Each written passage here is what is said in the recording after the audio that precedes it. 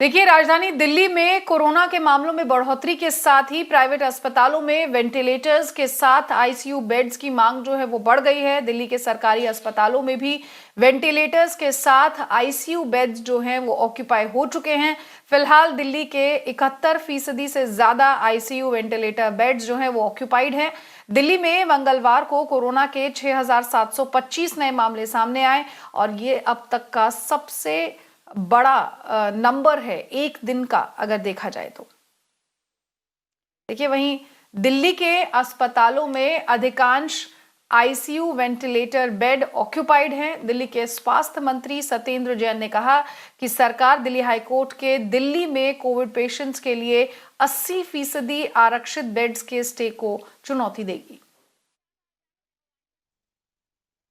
Private hospitals के अंदर 80% beds जो आईसीयू के थे रिजर्व किए थे, जिसको हाई कोर्ट ने रोक दिया था, उसके लिए हम अब सुप्रीम कोर्ट जा रहे हैं, ताकि क्योंकि availability of ICU beds he issue है।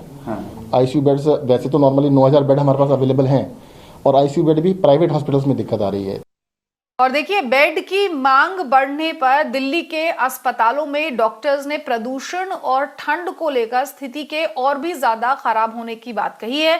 डॉक्टर्स का कहना है कि बुजुर्गों को आईसीयू बेड दिए जा रहे हैं। डॉक्टर्स ने यह भी दावा किया कि सीवियर केसेस टोटल केसेस के अनुपात में बढ़े हैं। I would say that, the number of severe cases is a proportion of total number of cases.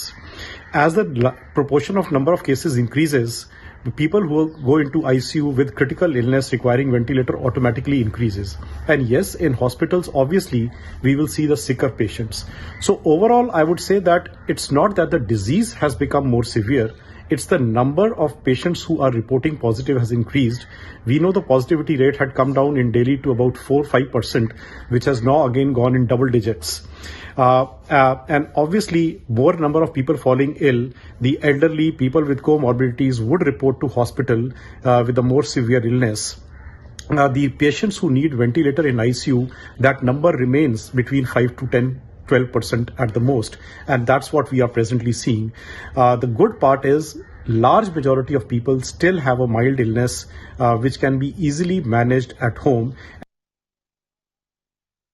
Corona का जो पॉजिटिविटी रेट है वो लगभग 12.7% हो गया दिल्ली में। 8 जो पहले ऑलमोस्ट 8 पहुंच चुका था। और उसका मुख्य कारण है कि त्योहार मना रहे हैं लोग, अब प्रिकॉशन नहीं ले रहे हैं और ठंड पड़ रही है ज़्यादा और प्रदूषण है। ये सारे 4-5 कारण की वजह से कोरोना का जो प्रभाव है जो और बढ़ गया है, तो उसकी वजह से केस ज़्यादा हो गए हैं। जो माइल्ड केस हैं मोरली अब मेनली घर पर रहते हैं, और जो सीरियस केस हैं वो हॉस्पिटल आते हैं, और वो सीरियस पेशेंट हैं उनको ही आईसीयू की ज़रूरत होती है।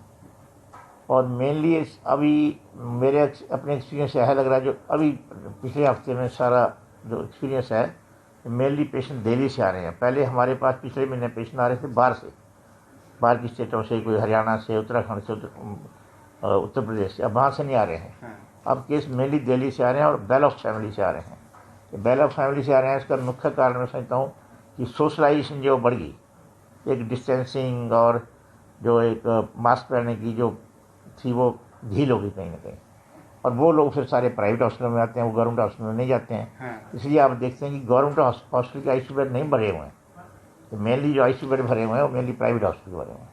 देखिए, आईसीयू वेंटिलेटर्स की कमी के बारे में जब मिरर नाउ ने सवाल किया तो आईसीएमआर ने कहा कि वो डेली बेड्स की संख्या को रिव्यू करते हैं और 3 नवंबर तक आईसीएमआर के अनुसार एम्स में 1200 से ज्यादा बेड जो हैं वो खाली थे।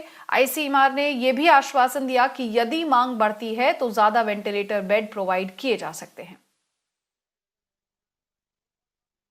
What is the take of center on the status of ventilators in the national capital? We have seen most of the private hospitals have run out of ventilators. Even these hospitals like LNJP, AIIMS and Safdarjung, they have single-digit ventilators left right now. The pressure is coming from Haryana and Uttar Pradesh. And how does the center see this, and what is the roadmap?